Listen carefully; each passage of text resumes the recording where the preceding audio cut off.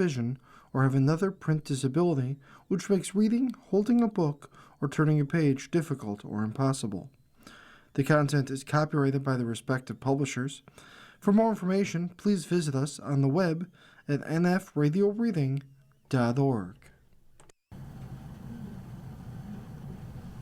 Hello, this is Erin, and for the next hour, I'll be reading from the August 16th, 2026 issue of the New York Times Style section and the Niagara Frontier Radio Reading Service. First article, Island Accessory, is a mainland hit by Maria Santa Poggi. In 2020, Jackie Wagner started saving money to buy her very own Nantucket Friendship Basket. Last month, Wagner, a 29-year-old lawyer from Chicago, made that dream a reality when she placed an order with Four Winds Craft Guild in Nantucket in Massachusetts. For one of the baskets, a specialty particular to that island, she paid $2,650 for the 8-inch piece and expects to pay another $1,000 for the custom carved design on top after she receives it in 6 to 8 months. Wagner, who regularly vacations on Nantucket, considers it not just a 30th birthday present to herself, but a sign that I've made it. Lauren Lowe, 40, an interior designer from Atlanta, also placed an order last month with Four Winds for her first friendship basket. In a phone interview, she said it's so interesting to have a piece of history and craftsmanship that you get to wear as fashion. She hopes to get her basket, one that, like Wagner's, will be crafted by the local basket maker Larry Brewster by Christmas. She declined to share how much she paid. The workmanship, the price tag, the weight. Sound familiar? As tourism soars amid social media obsession with Nantucket, a tiny island of about 15,000 to 80,000 residents, the Friendship Basket has become a collectible, sometimes compared to an Hermes Birkin bag.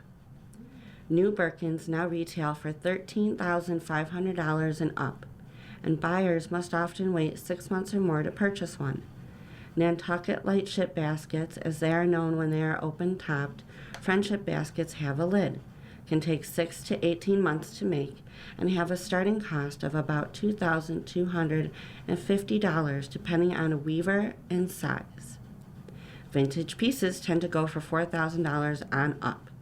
John Sylvia, the owner of Four Winds, said that several years ago he sold a very unusual basket, the provenance of which he said he could not disclose because he had signed a non-disclosure for $35,000. He added that sales of a new Friendship basket in his store were up by a little more than 40% this year over last year, and that sales of vintage baskets had increased by more than 30%.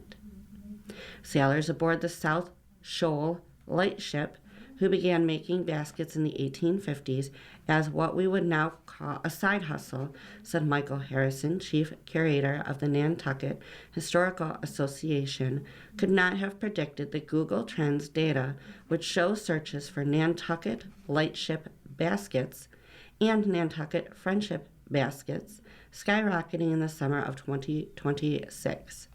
Probably neither would Jose Reyes and the Filipino immigrant who in the late 1940s made the basket a purse by adding a lid with custom carvings called scrimshaw. About 5,000 pieces by Reyes, who died in 1980, exist today and sell for about $4,000 to $7,500 on the secondhand market. Even reproductions are gaining value. Companies like Barlow sold a mass-produced version of the Friendship basket in the 1970s, 80s, and 90s for about $100 to $200 that have appreciated considerably.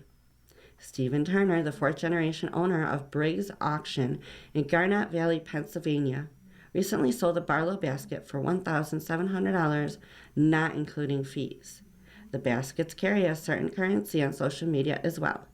Ren Alaya, The content creator behind Connecticut Luxury, who has been going to Nantucket for decades, said her videos about the baskets performed particularly well. She received over 350,000 views on a TikTok post last month of women and their purses at the Baskets, Bubbles, and Bourbon fundraiser for the Historical Association. There are purse baskets everywhere, and that's when it starts becoming this badge of belonging, Harrison said. Like I am a legitimate Nantucket summer woman because I have one of these baskets. So what happens when someone who spends a majority of her summer off island, as the locals call it, gets one, like a tourist? Connie Ann Harris, a collector and former Vogue executive, is unbothered.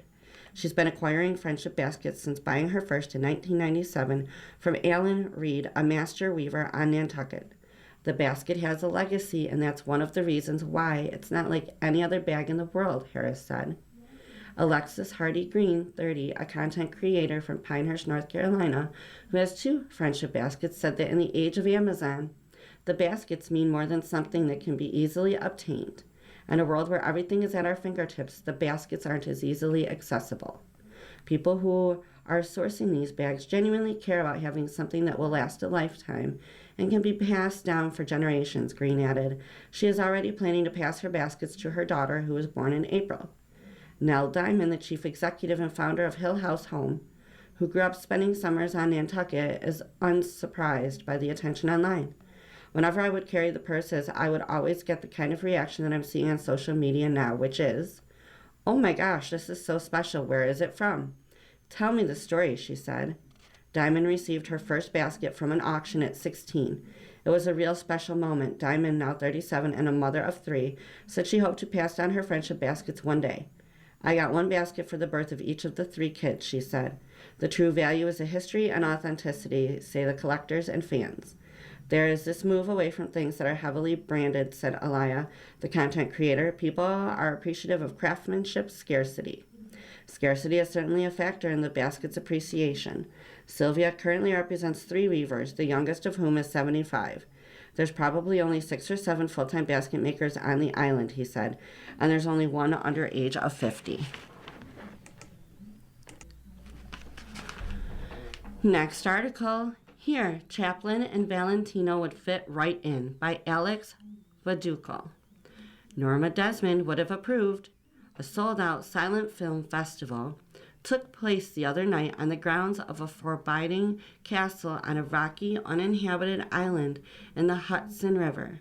Crowds munched popcorn as they watched 7 new shorts that paid tribute to the kind of entertainment that was all the rage before talkies arrived. The moviegoers rode a ferry from Beacon, New York, to reach Bannerman Castle on Bannerman Island. They sat under tree canopies in the buggy heat as silent films were projected onto a big screen.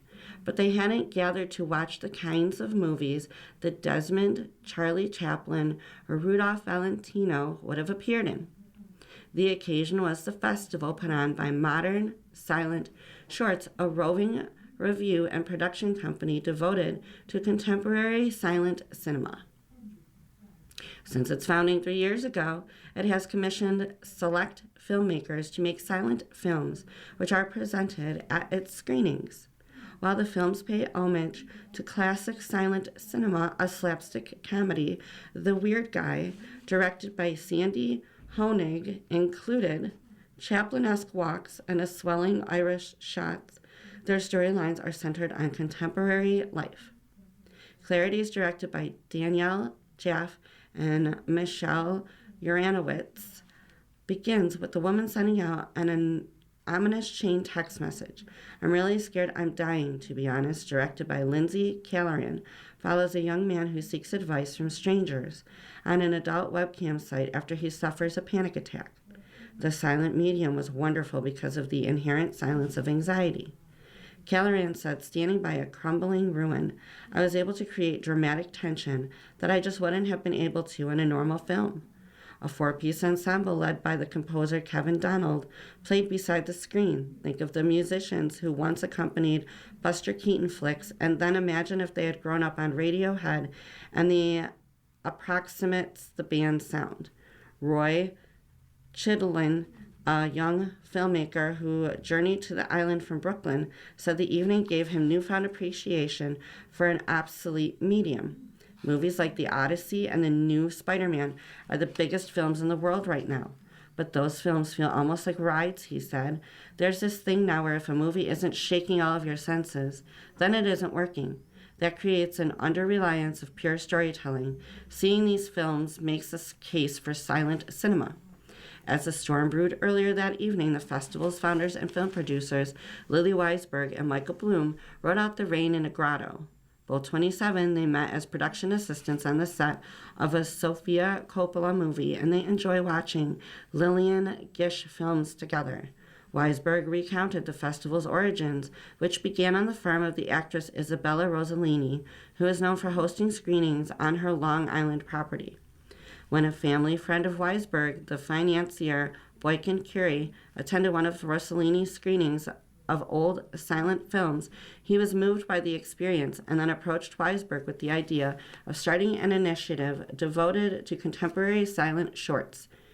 Through Curie's funding, Modern Silent Shorts grants filmmakers budgets of up to $25,000.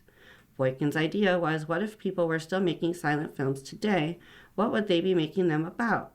Weisberg, a filmmaker who began directing shorts as an undergraduate at Yale, said, "The way we think about silent films is that we are able to progress out of them. But are there things that can still work better in a silent film?" Bloom had finally come around to the genre. He said after being a little bored by it in his college years, "When I was falling asleep at Wesleyan to silent films in my morning class, I was totally fine with that," Bloom said. "But now I have an extreme affinity for the genre. I've gotten into early Lubitsch movies because I find them so intelligent and economical in their storytelling." As night fell, the moviegoers sat in darkness. Alongside the more intense shorts, the audience was treated to lighter fare, like Brendan McHugh's Head Over Heels, a romance set in Paris, and a stop-motion animation, Flock, by Lucas Ansel, about a Lonesome Street pamphleteer who befriends pigeons. While the movies played, the chugging of Metro North trains could be heard in the distance. After the final film's credits rolled, people made their way back down rocky trails to the pier. Among them was Sarah McNally, the owner of McNally Jackson Bookstores. "What I found interesting in these movies is the way they made me realize how much silence I'm actually surrounded by, even in loud spaces," she said. "Our lives are punctuated by silence. Even as I walk away now, before I join someone else, there's going to be a moment of silence where everything we just talked about is spinning in my head. It's nice to have movies where that silence becomes the main event." Sean Breen, a musician who lives in Beacon, admired the castle's old ruins as he boarded the ferry. "I think it's very strange, this thing that always happens, where technology makes us move on," Breen said. "Technology always promises to improve our lives, but I only feel more isolated and alone." These older technologies and their truths, like silent movies, I think they kept us a little more human. You are listening to a reading of articles and features from the New York Times Style section on the Niagara Frontier Radio Reading Service. Next article, she said Woke 1.0 was crazy, but what is it? Alexandria Ocasio-Cortez distances herself from a recent progressive rallying cry by Madison Malone Kersher. Woke 1.0 was crazy, Representative Alexandra Ocasio-Cortez of New York said in a recent interview. The Congresswoman, speaking last Sunday on ABC's This Week, seemed to distance herself from the positions of an era of Democratic politics around 2020, shortly after she rose to prominence. Some of the left now see the rhetoric of that time as ineffective and divisive. There has been a widespread retreat on diversity, equity, and inclusion efforts among corporations, and some public officials, including Mayor Zohran Mamdani of New York, have walked back their calls to defund the police. If Woke 1.0 is in the past, when did it die? And has Woke 2.0 risen from its ashes? Ocasio-Cortez said on This Week that she was quoting Shai Osei, a far-left New York city councilman, when she described the so-called Woke 1.0. That era is sometimes referred to colloquially as peak woke. In May, Yamisi Egbol, a former Biden White House aide, posted on X praising the Texas state representative James Tallarico, who is running for a Senate seat after he walked back statements from that era. I think it's great that Tallarico is calling some of his high net woke comments cringe. Egbowol wrote, honestly, more young people running for office are probably going to have to do this. Peak woke got weird. It's okay to say that. Though the word woke in this context originated in black slang and had been around for decades in grassroots movements. In recent years, it has been used by some Republicans and moderate Democrats as a way to describe policies they view as out of touch. Woke 1.0 retroactively describes the age of the Me Too movement and backlash against sexual assault and discrimination and the aftermath of the murder of George Floyd in Minneapolis, which led to widespread protests against police violence and racial injustice, said Spencer Goidel, a political science professor at Auburn University. This is what activists are prone to do. They overreach, Goidel said, adding the movements had bipartisan support. They say this is our moment. Goidel published a paper in 2025 about ordinary Americans' understandings of wokeness. For many survey respondents in his research, Ocasio-Cortez was a symbol of Woke 1.0, he said, as well as groups like Black Lives Matter. Eric Bleich, chair of Department of Political Science of Middlebury College, said some voters were turned off by a shift during the late 2010s to more symbolic politics or debates that appeared to focus on language. Goidel, the Auburn professor, said that President Trump's victory in the 2024 election was an important moment in the move away from Woke 1.0. I think that's kind of a wake-up call where Democrats then have to self-reflect and go, oh, we aren't speaking to the common person, he said. I do think there's this active effort within the party now to kind of silence a little bit the academic ease. Blake also pointed to the calls to defund the police as a divisive goal. Years after the large-scale racial justice protests, efforts to cut funding for police or get rid of traditional policing proved unpopular and were largely abandoned. He pointed to President Joseph R. Biden Jr.'s call to fund the police during his 2022 State of the Union address. But many in the Democratic Party emphasized that the era, despite some attention-grabbing policies that never gained widespread approval, led to positive change. The doors were really open in trying to entertain any and every policy that was going to get us to a better place, Ocasio-Cortez said on ABC, describing the discussions of that area as fruitful. In the interview, Ocasio-Cortez was asked why she had not endorsed Francesca Hung, a Wisconsin state assemblywoman and Democratic socialist who lost the Democratic Party for governor last week, despite being ahead in polling. Hung once called for abolishing the police and said the country should cancel Thanksgiving, but has since walked back those statements. I think that's what's important, is what we have to assess what a candidate is saying now, said Ocasio-Cortez, who has also softened her previous stances on the police. For Blake, Ocasio-Cortez's comments are emblematic of a shift in the party saying, hey, okay, we know that we went too far. We know that we progressives essentially wound up demobilizing and neutralizing what could have been and should have been our allies on the left, he said, and made an opening for the right to really use that term publicly against the goals that many people on the left share. As for when Woke 1.0 officially died, perhaps it was Ocasio-Cortez's interview that delivered the fatal blow, said Stu Loeser, a longtime Democratic communications strategist. In politics, like if we're talking about it on This Week, well, you know, then it's dead.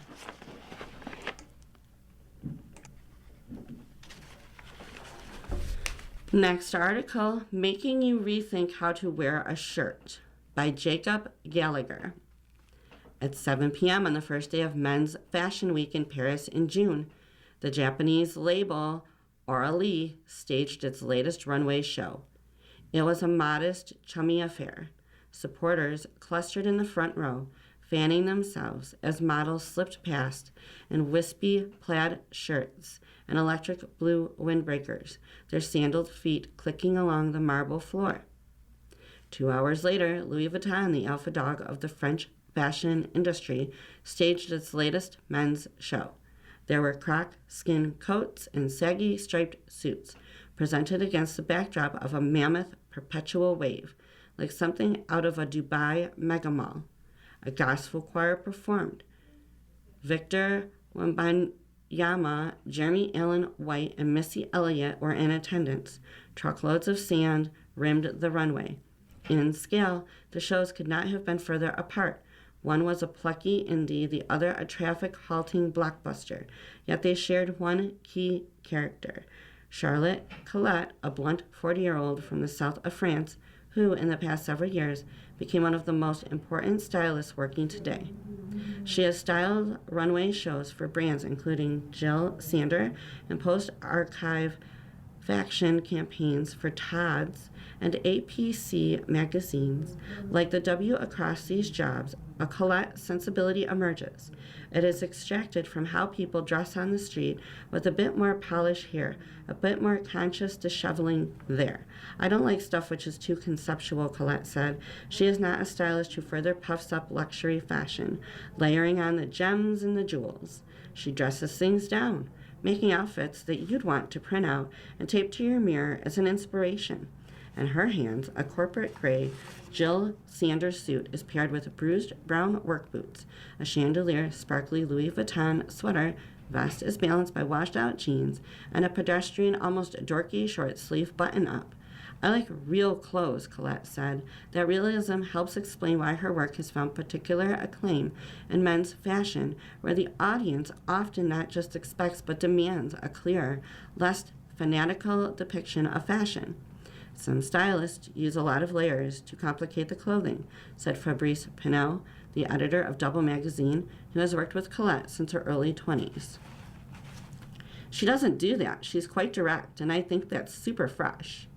In her own telling, Colette's pragmatism stems from her upbringing. She grew up in a town around 1,000 people so far south in France that its citizens speak Catalan in addition to French. Colette was raised on a farm where her parents made cheese, a line of work her mother continued at until she retired a few years ago.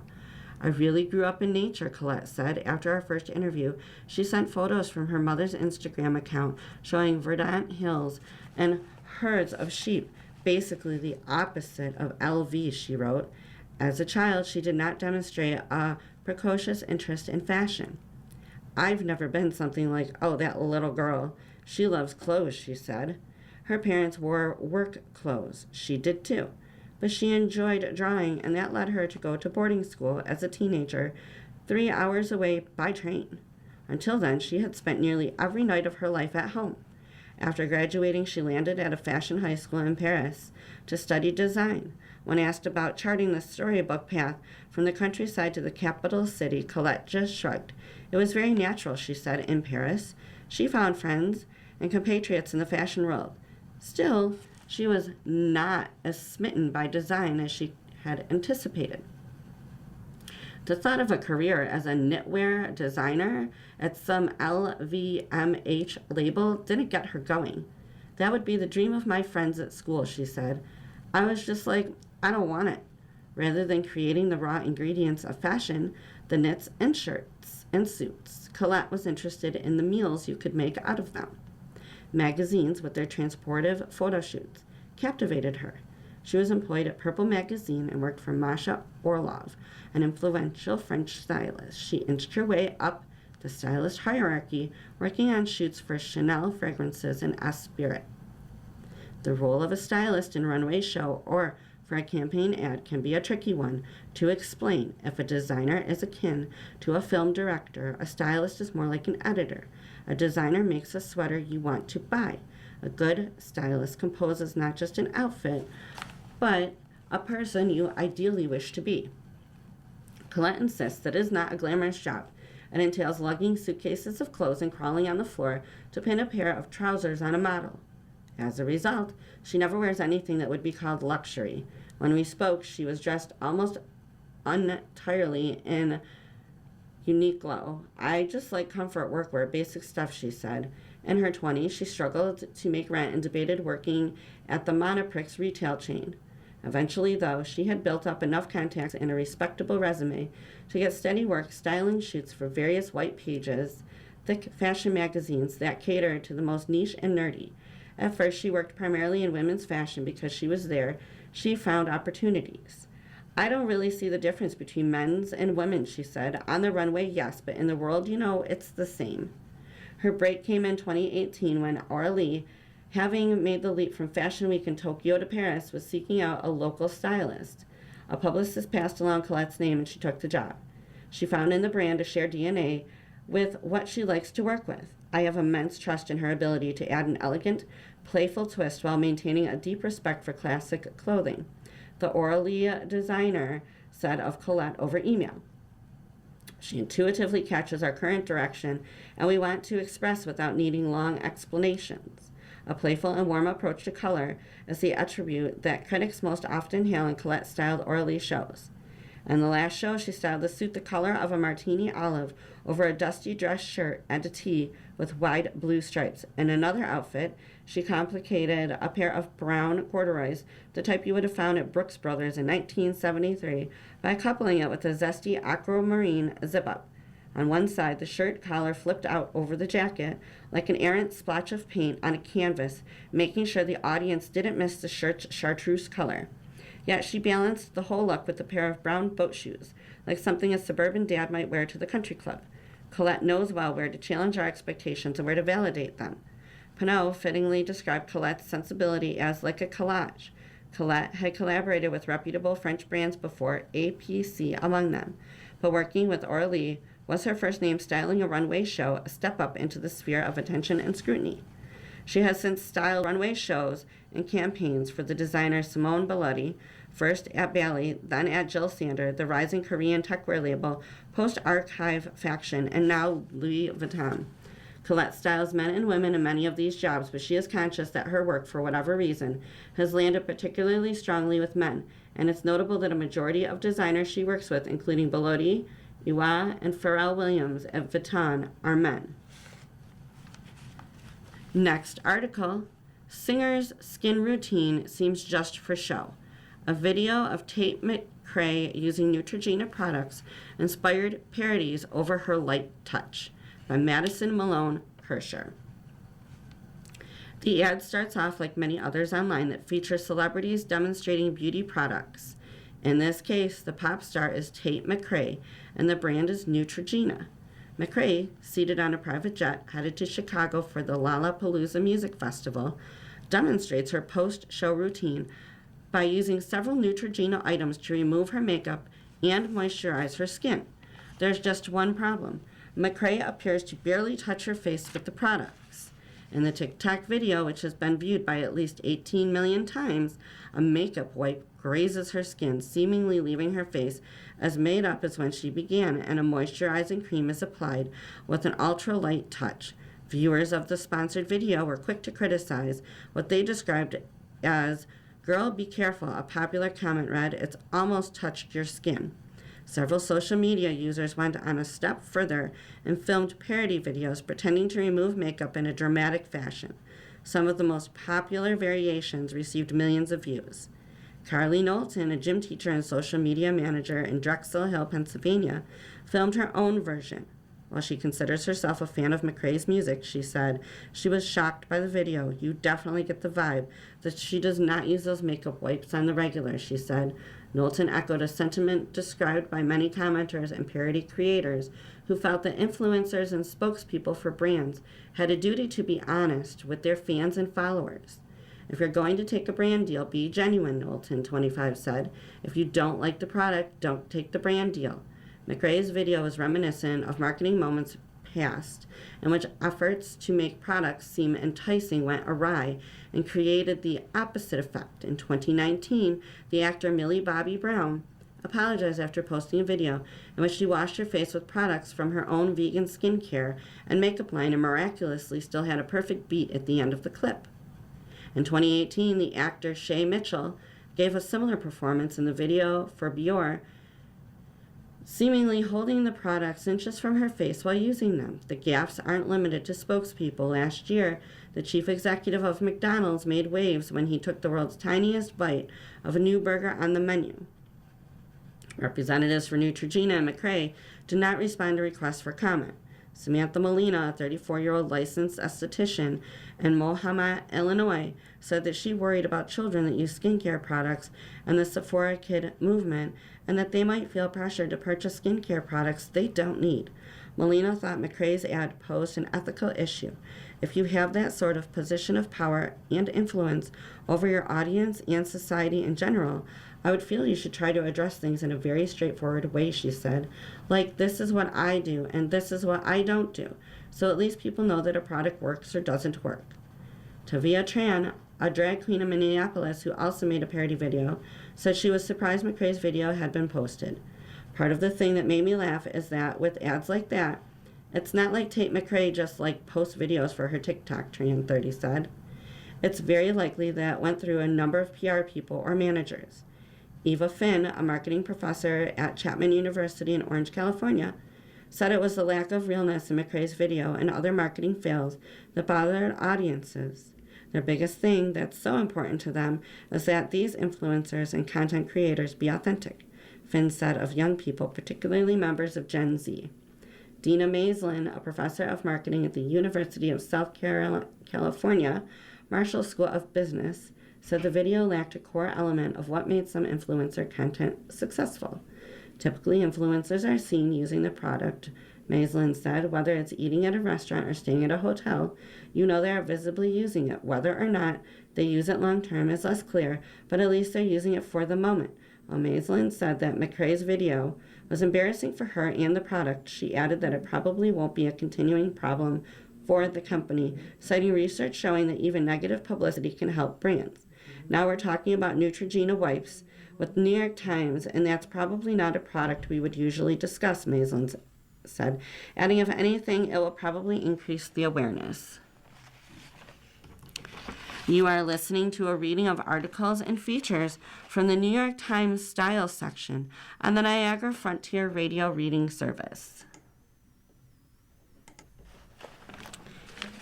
Next article, Champagne Dreams on Guinness Record Budgets by Guy Trebay. Over the top was the mandate. The client, a wealthy medtech entrepreneur, was on his way to Las Vegas to close a $150 million business deal. A celebration was to be had. He wanted something crazy, Olivia Fernie said.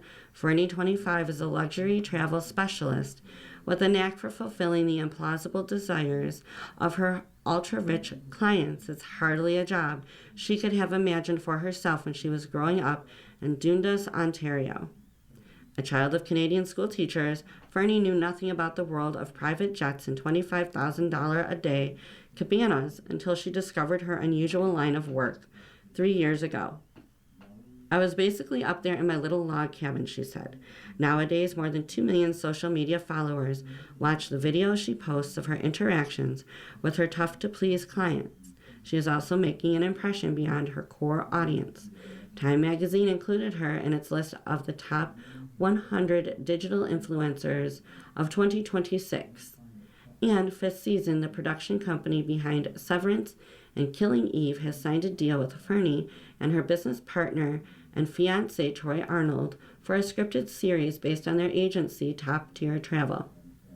On a recent afternoon, Fernie found herself in a chilled room of the Encore Beach Club in Las Vegas, counting out 200 bottles of vintage Dom Perignon. Outside, it was 114 degrees, and the club's 3 nearby pools were mobbed with tourists wearing patterned swim trunks and neon thongs. Many were chugging $70 mojito big cups. It's a bunch of people getting hammered in a pee-infested pool, is how Fernie described the crowd.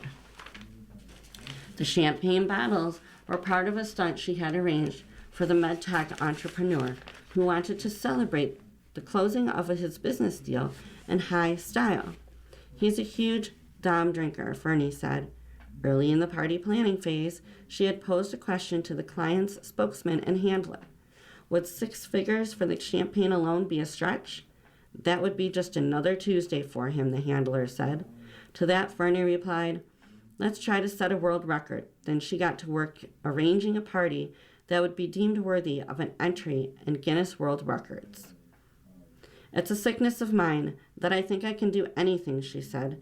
To certify the record in the obscure category of largest champagne presentation, Fernie roped in a Guinness World Records educator who would attend the gathering and survey the goings-ons with a close eye. "No one is really even going to drink the champagne," Fernie said, noting that her plan called for scores of servers to blast the partygoers with bubbly. After booking special access to the DJ enclosure at the Encore Beach Club, part of the Wynn Las Vegas, she liaised with Diplo, the resident celebrity DJ. She also arranged with Adam Naratsky, the Wynn Resort's vice president of nightlife, to hire nearly every server in the house. On the day of the event, Michael Emprick, the Guinness educator, flew in from New York. For him, the Las Vegas stopover was just one point along a circuit that would take him to Hy-Vee Supermarket in Iowa the next day. "I'm going to educate the most pineapples sold in an hour," Emprick said. "Don't ask."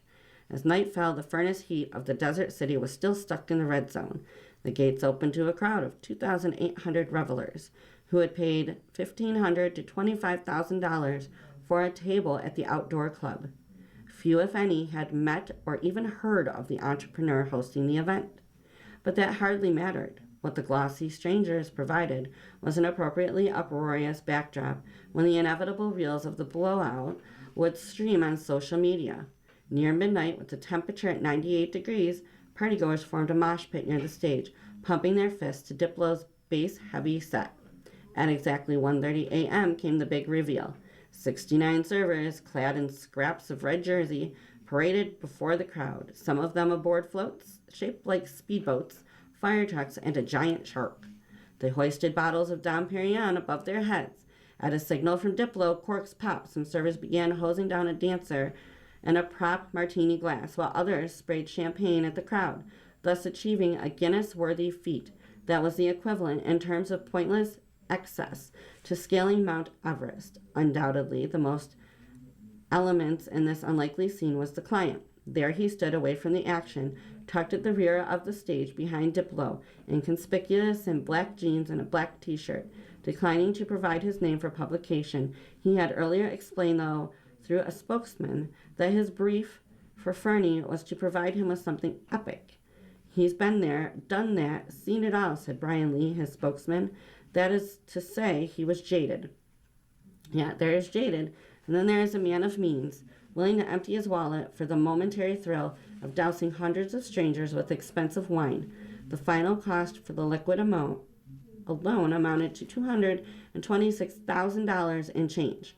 Honestly, he would have spent more, Fernie said afterward, but he got hit hard at the casino the night before. One of Fernie's working mottos is, "Our job is to execute, not judge."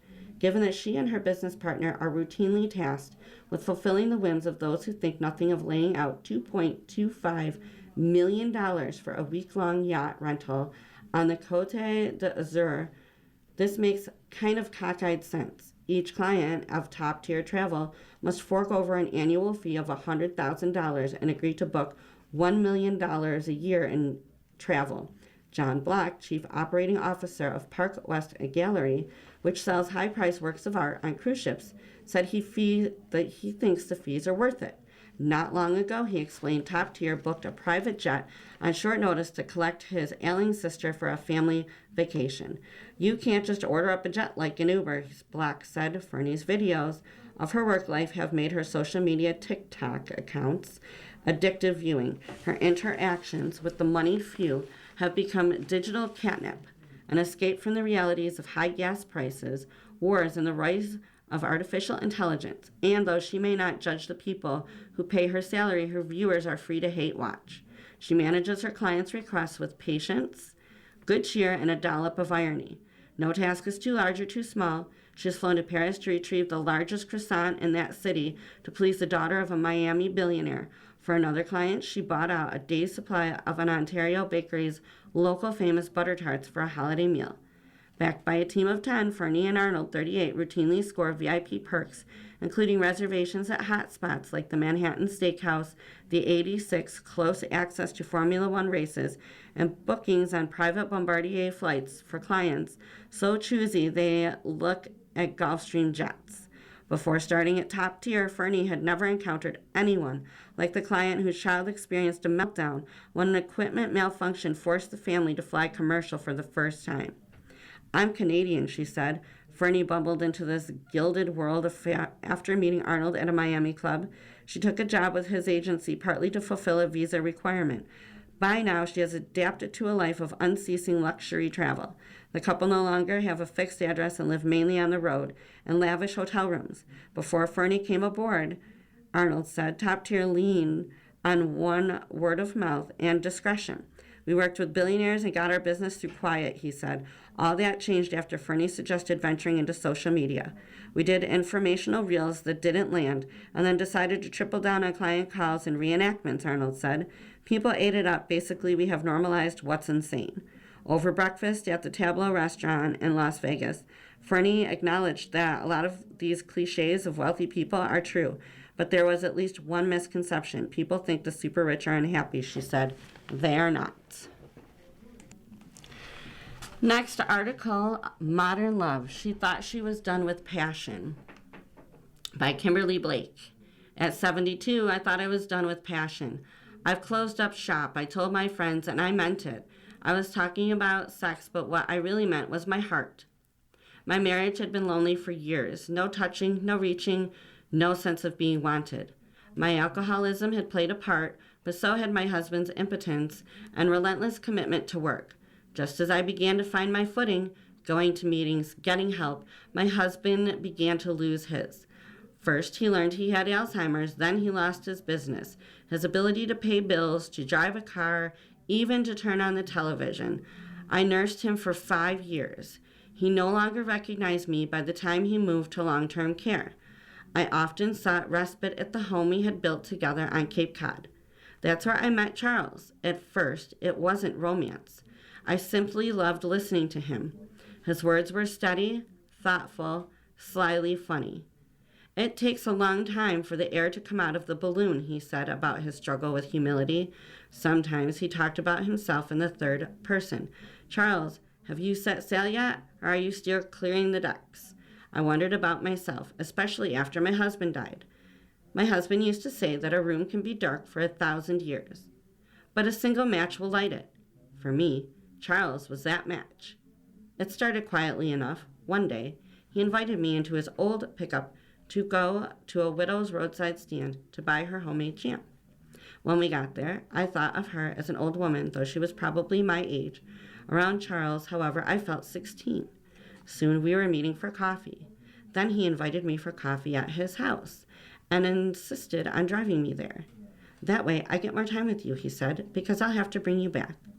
I was flattered, also nervous, more than I wanted to admit.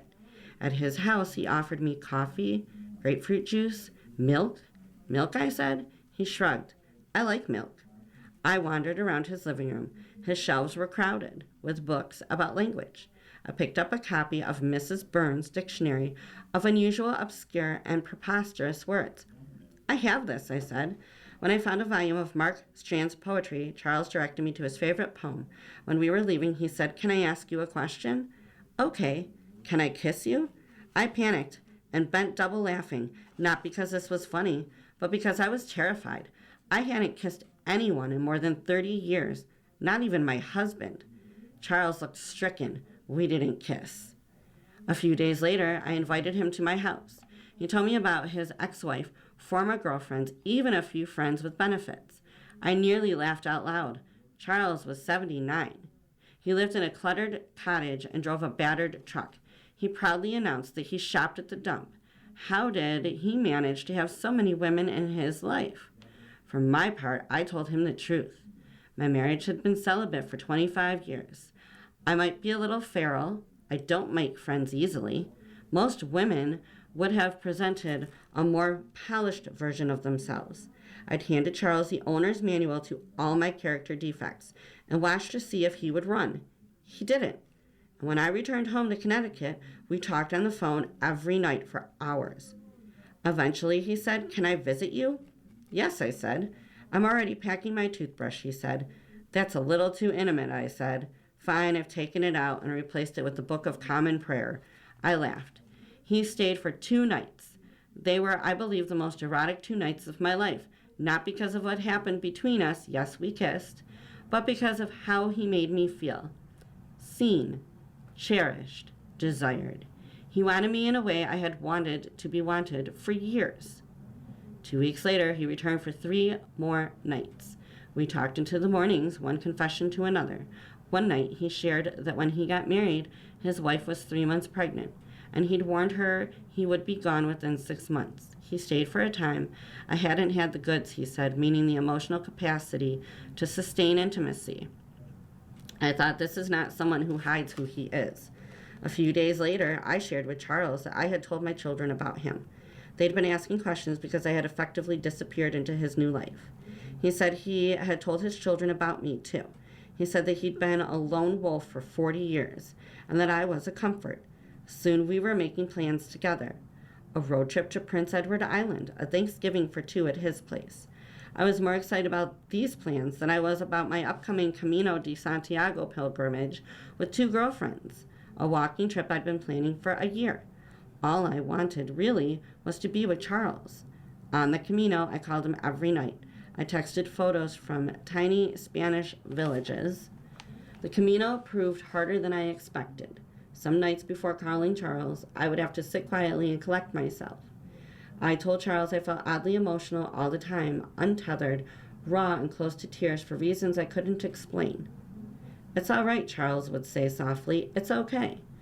On our last day, Charles texted me 5 duck emojis. Cute enough, but not requiring a response. I thought when he texted to ask if I'd received them, I wrote yes. I stared at the screen, not knowing what else to say.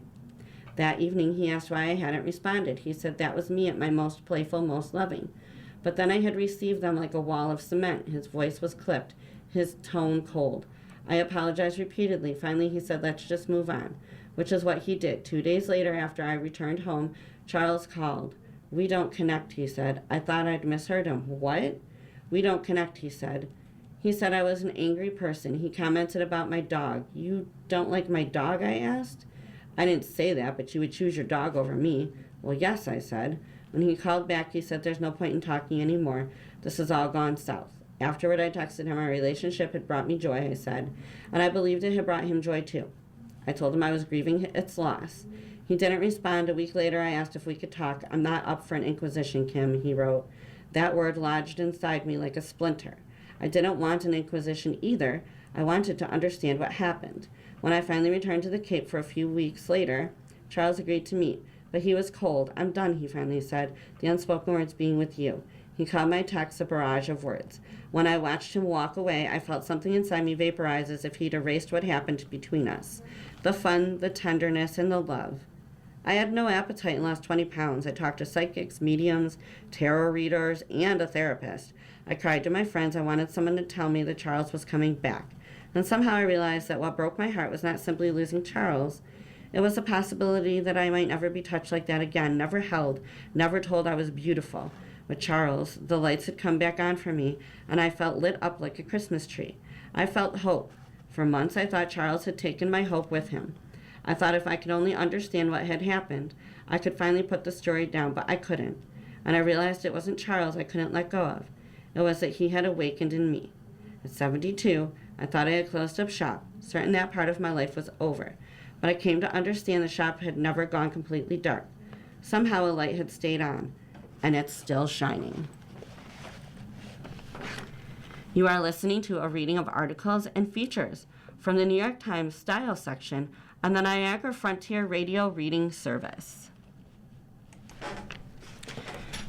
Next article, One Star Shines Bright in the Heart of Texas. Austin renames a cinema after Matthew McConaughey, who shows a film and strums a bit, by Sasha Van Oldershausen.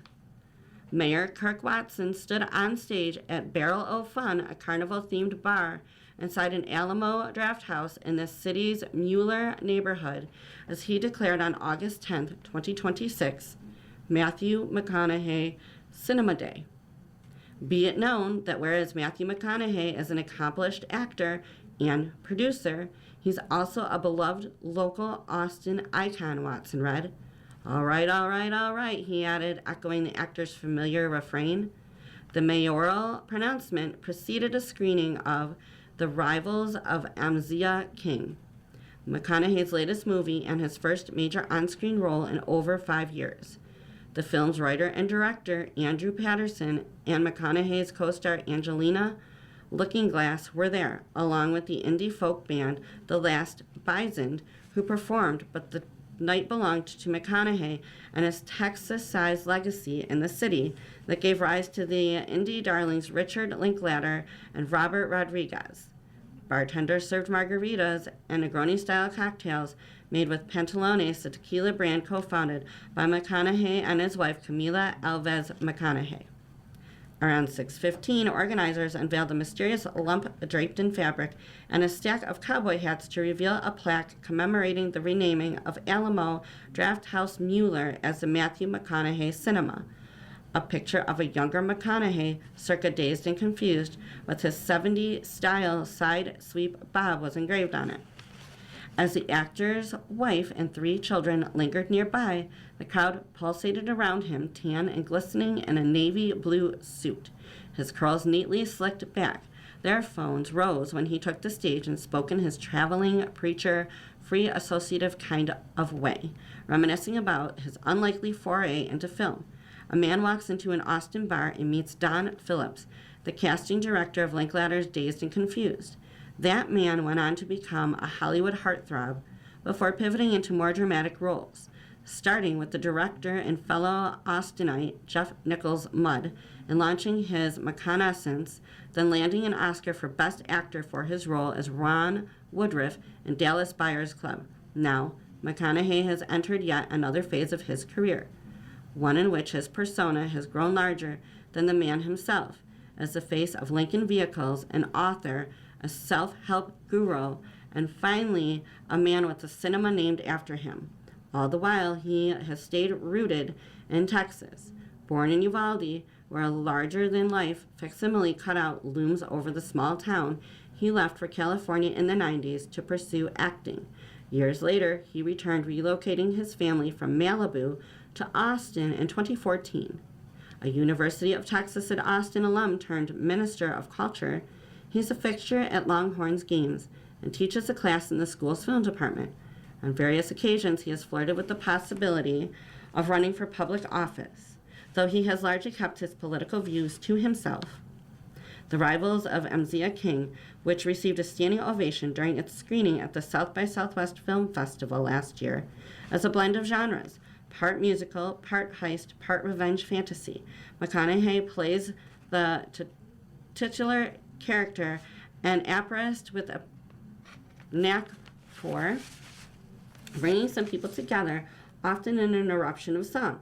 Though it was only Patterson's second film, McConaughey said he was struck by its originality and kept sense of its place. The lead character, McConaughey said, is a legend of a man almost mythological in his own mind and in the world that he lives in.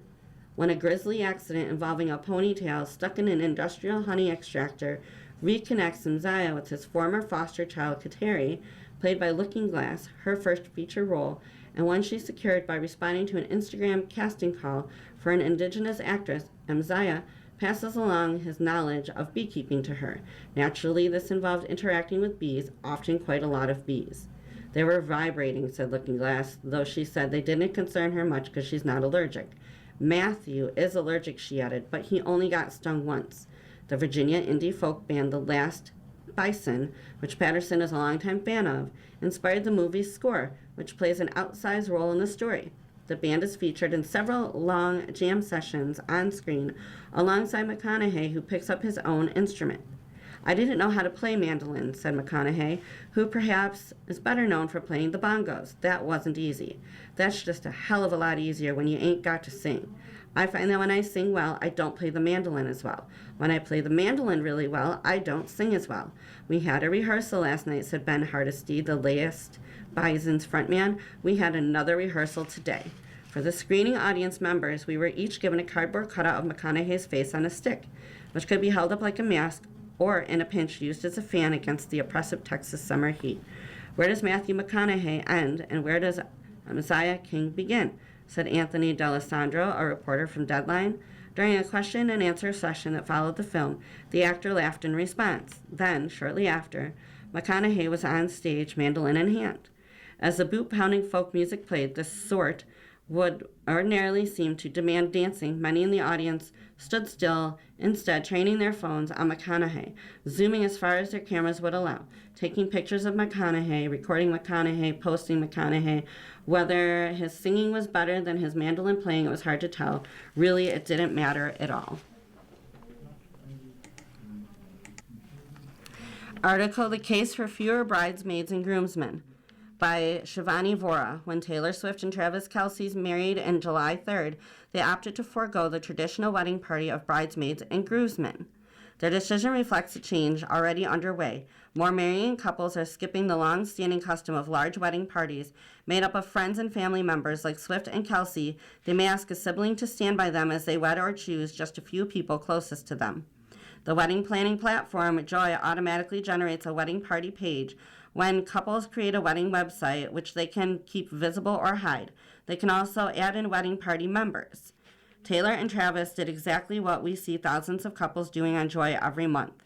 They chose their siblings, skipped the big lineup, and made the ceremony about the two of them, said Joy's chief executive, Vishal Joshi. Couples are realizing they do not need a cast of 12 to have a meaningful day. Swift choosing a man of honor rather than a maid of honor, Joshi said, as part of the broader trend toward traditional wedding titles. When couples do choose to identify their wedding parties, Joy offers alternatives to conventional titles, such as person of honor or man of honor instead of maid of honor, as well as honor attendant and bridesperson instead of bridesmaid. The wedding planning platform Zola also offers alternative titles. There are several reasons couples are rethinking wedding parties. Danny Sau, the editorial director of BG Bridal Guide magazine, said couples are embracing mixed gender parties because they allow each person to choose the people they're genuinely closest to. Couples are prioritizing meaningful relationships over outdated wedding conventions, he added. Having a whole busload of people in formal groups seems silly and performative. It was more interested to have a personalized vibe with the focus on us as a couple. Money is another reason wedding parties aren't as popular as they once were. Sari Cooper, a certified couples and sex therapist and the founder of Center for Love and Sex, a practice in New York, frequently works with couples who are planning their nuptials and said many don't want to put their financial strain on their friends. They want to relieve them from the pressure of paying for their dresses,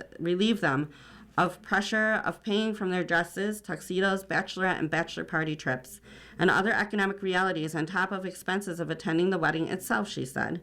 Wedding planners and photographers can also speak to the change. Bianca Hall, an owner of Astera Events in Chicago, said that skipping the wedding party has become a much more common conversation during the planning process. You have been listening to a reading of articles and features from the August 16th, 2026 issue of the New York Times Style section. We read from the New York Times Style section every Wednesday at 11 a.m. Your reader has been Erin, and thank you for listening. Coming up next on the Niagara Frontier Radio Reading Service, we have the USA Today. Following that at 2 o'clock, we have the beginning of A World Appears by Michael Pollan with episode number 1. Stay with us for these readings and more.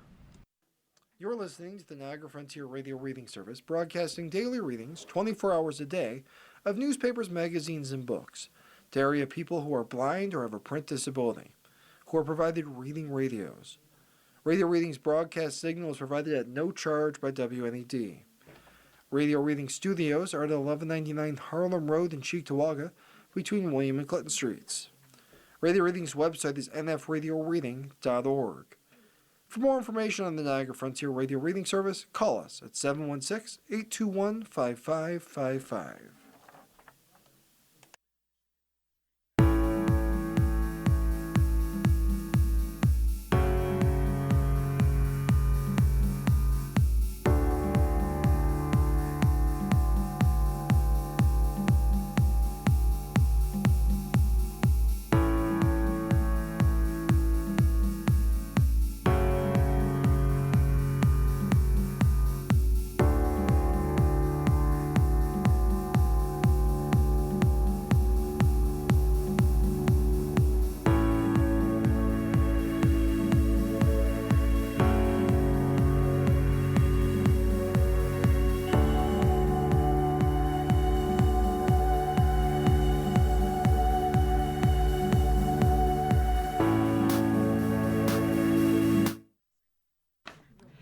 Niagara Frontier Radio Reading Service now presents a reading of articles and features from USA Today